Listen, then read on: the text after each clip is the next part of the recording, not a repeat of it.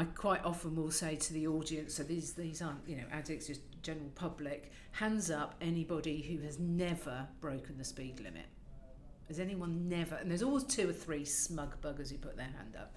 And then I say, okay, put your hand down if you don't drive a car. And every single hand goes down. I have never yet, and I've done this in front of, literally hundreds and hundreds and hundreds of people, faced any audience where anybody's never broken the speed limit.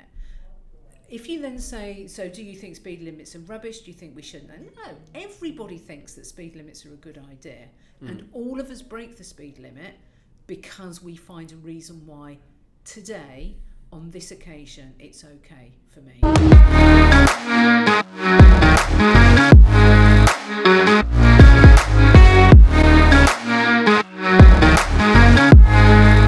Some people with addictions just quit with no specific system. No intervention. Intervention. Yeah. Do you think that is because their core beliefs are different or change so dramatically that it makes that switch possible?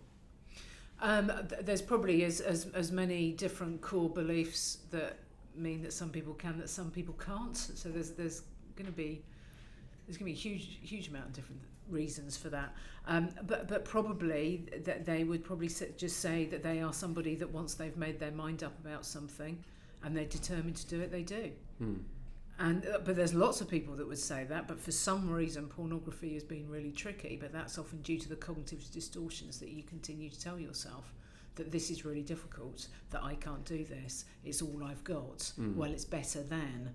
Yeah, we have a whole list of different kind of explanations we give ourselves to continue doing something that we really know that we don't really want to do anymore. And that's just part of being a human being.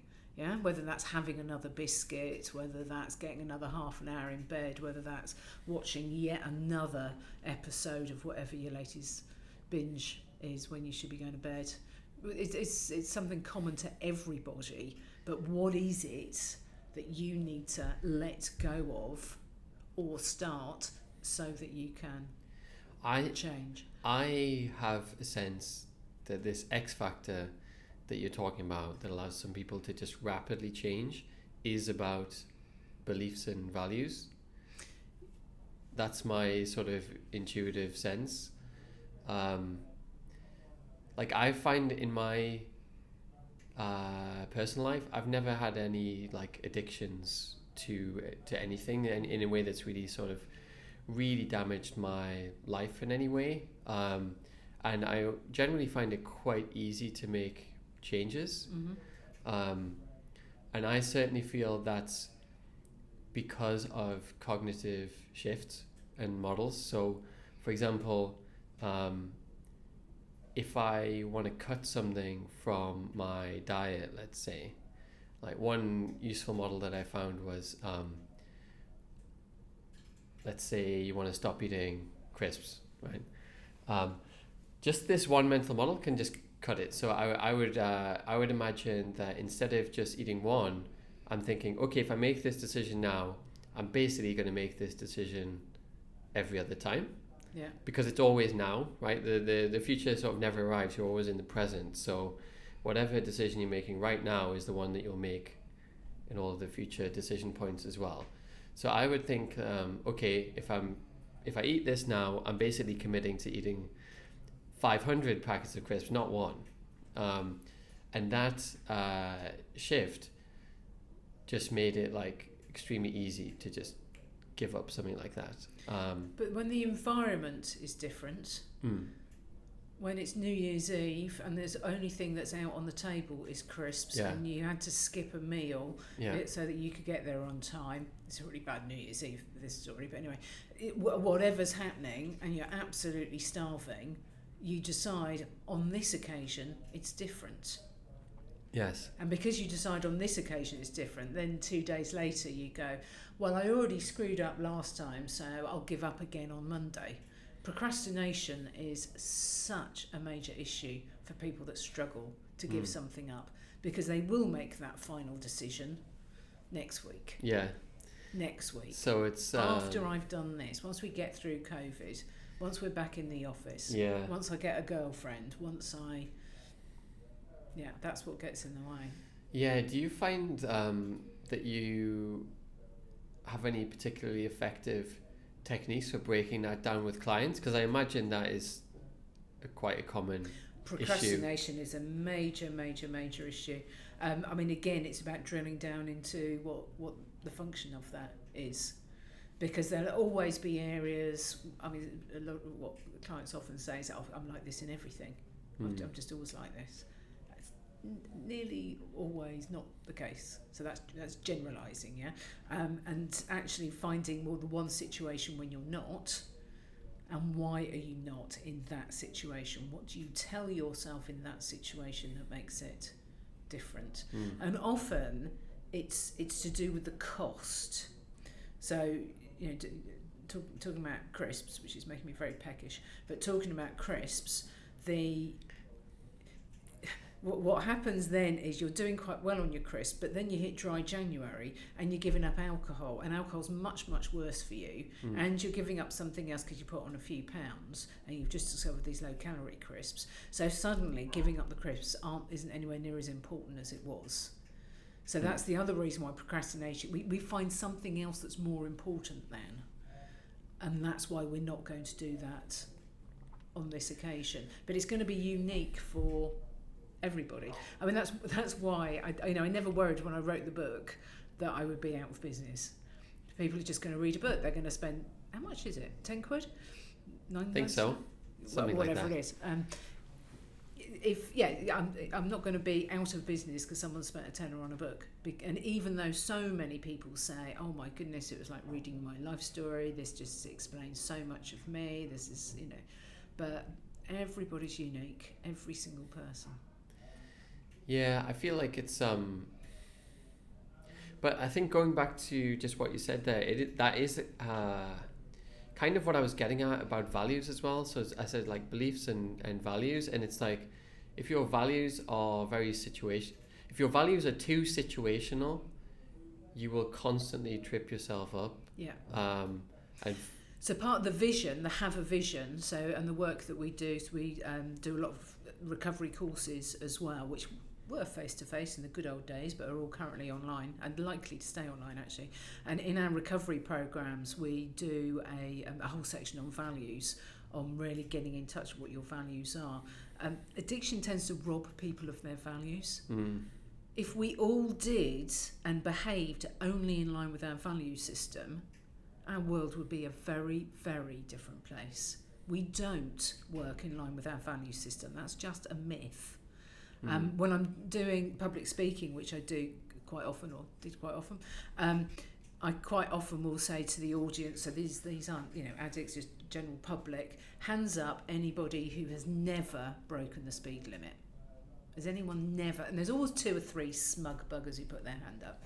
And then I say, okay, put your hand down if you don't drive a car, and every single hand goes down. I have never yet, and I've done this in front of literally hundreds and hundreds and hundreds of people, faced any audience where anybody's never broken the speed limit. If you then say, so do you think speed limits are rubbish? Do you think we shouldn't? No, everybody thinks that speed limits are a good idea. And all of us break the speed limit because we find a reason why today, on this occasion, it's okay for me. The stronger your value system, the more guilt and shame you're likely to feel. Not necessarily the better you'll be at behaviour change. You might just feel even more shit about yourself because you're not doing it. yes. So it's more than that. It's absolutely critical. If we could do value-based decision making, do not make a single decision that's based on your emotions. Make them only based on your value system. That world does not exist. I'm afraid. I feel like the distinction though is that it's basically like the values that people write down are just their desired values. They're not their true values. They're living according to their true values, which might be very different to the ones that they But profess. values aren't black and white. It's their hierarchies. Or And judgments around hierarchy. different situations. Do you think honesty is important? Yes. Yeah. So had to stop and think for a second. yeah, worry everybody. So yeah, most of us would say honesty is really, really important. But then, if somebody you care for very much, your partner, whatever, says, "Oh, do you think I look like I've put weight on?" Are you going to say yes, or are you going to be sensitive? Because presumably you think kindness and sensitivity is important as well. And so that's just one example where honesty and thoughtfulness, care, love, whatever you want to call it, often compete. And that is why we have white lies. But the same happens is why we have so many issues in our world around equality. Yeah, because fairness and equality are not necessarily the same things. Ask any parent who's got more than one child. If you want to treat them fairly and equally, it doesn't really work because they're quite different concepts. So that, yeah, there's always a hierarchy, and we always have to choose which one is most important. Do I break the speed limit, but I get to my friends on time, I get to the hospital on time, or do I obey the speed limit? I think you probably be interesting. The idea has just kind of occurred to me to actually look at a lot of different decisions that you make, like for example, do I look fat in this or today or whatever, and see how you act, the decision you actually made, and then infer your values in reverse. So, because what you're talking about there, I guess, is like someone might value honesty, but what you find out is they decide to lie and because they actually put kindness above honesty. Whereas some people would put honesty above kindness, and they would just say, you do look like maybe you could. But in a different situation they do it. A brilliant book, if you haven't read it, Thinking Fast and Slow, Daniel Kahneman. But there's been so much research now, particularly in the kind of marketing world, in terms of based on the facts that people make decisions based on emotions and how they feel right now. Yeah. Which is why we are so easily influenced to go out and buy that product, even though we didn't think we were even thinking about it.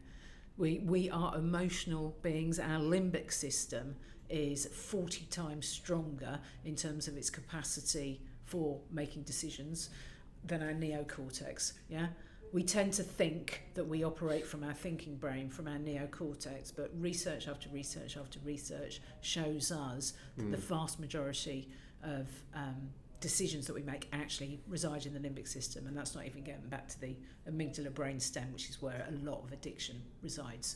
So actually it's instinctive survival brain that kicks in and then goes, damn it, I've just eaten more crisps, because I just acted like my life depended on it. That's what was going through my head at the time, unfortunately.